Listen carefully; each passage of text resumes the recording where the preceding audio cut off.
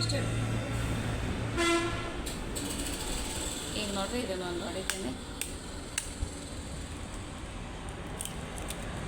ಆಮೇಲೆ ಮೆಹಂದಿ ಒಳಗೆ ಎಗ್ ಹಾಕಿ ಹಚ್ಕೊಳ್ಳೋದ್ರಿಂದ ಕೂದಲು ಎಕ್ದಮ್ ಸಿಲ್ಕಿ ಮತ್ತು ಬ್ಲ್ಯಾಕ್ ಥಿಕ್ ಅನ್ನಿಸ್ತಾವ. ಮೆಹಂದಿದು ಒಂದು ಕಲರ್ ಬರ್ಗಂಡಿಗತ್ತೆ ಬರ್ತೈತಿ.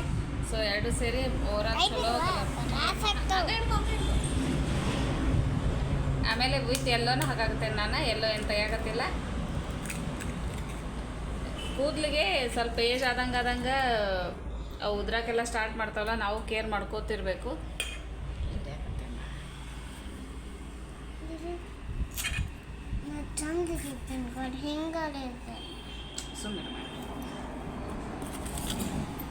ನಾನು ಒಟ್ಟು ವಾರದೊಳಗೆ ಒಂದು ಸತಿ ಎಗ್ಗರೆ ಆಲಿವರ್ ಜೆಲ್ಲರೆ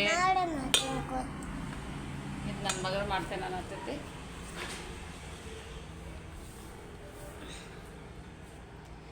ಕಲ್ಸು ಮಗಾರ.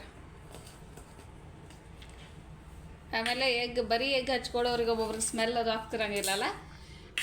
ಆಮೇಲೆ ಅದು ಮುಖದ ಮೇಲೆಲ್ಲ ಸೋರು ಬರ್ತಿರ್ತೈತಿ. ಅಂಥವ್ರು ಹಿಂಗೆ ಟ್ರೈ ಮಾಡಿದರೆ ಚಲೋ ಅನ್ನಿಸ್ತೈತೆ ನೋಡ್ರಿ. ಗೊತ್ತಾಗಂಗಿಲ್ಲ. ನಾ ಇದ್ರಾಗ ಮತ್ತೆ ಏನೋ ಆ್ಯಡ್ ಮಾಡತ್ತಿಲ್ಲ. ಬೇಕಂದ್ರೆ ಇನ್ನೊಂದು ಎಗ್ ಹಾಕ್ತೀನಿ. ಬಟ್ ಮತ್ತೆ ನೀರು ಅದು ಏನು ಮಾಡತ್ತಿಲ್ಲ. ಯಾಕಂದರೆ ಈಗೆಲ್ಲ ಬೋರ್ ನೀರೆಲ್ಲ ಇರ್ತಾವೆ ಅಥವಾ ಯಾವ್ಯಾವ ಮಿಕ್ಸ್ ಇರ್ತಾವೆ, ಸಿಕ್ಕಾಪಟ್ಟಿ ಕೆಮಿಕಲ್ದು.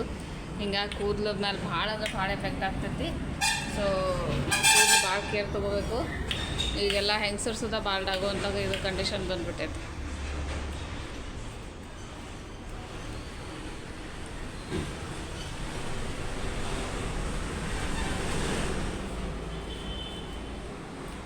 ಈ ಮೆಹಂದಿ ಒಳಗೆ ಆಲಿವರ ಜೆಲ್ಲು ಅವೆಲ್ಲ ಹಾಕ್ಕೊಂಡು ಕಲ್ಸಿ ಹಚ್ಕೊಂಡ್ರೆ ಚಲೋ ಅನ್ನಿಸ್ತೈತೆ ನೋಡ್ರಿ.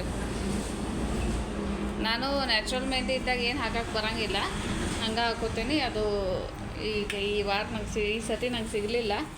ಅದಕ್ಕೆ ನಾನು ಇದು ನಾರ್ಮಲ್ ಪೌಡ್ರ್ ಮೆಹಂದಿ ತಂದು ಇದು ಹಾಕ್ಕೊಳತ್ತೀನಿ. ಸೊ ಅದನ್ನಷ್ಟೇ ಹಾಕ್ಕೊಳ್ಳೋದೇನೋ ಎಗ್ಗಂದ ಮಿಕ್ಸ್ ಮಾಡಿದ್ರೆ ಆಯಿತು. ಜೆಲ್ ಲಾಸ್ಟ್ ವೀಕ್ ಹಚ್ಕೊಂಡಿದ್ದೆ. ಹಂಗೆ ಅಂದ್ಕೊಂಡು ಇದು ಮಾಡತ್ತೀನಿ.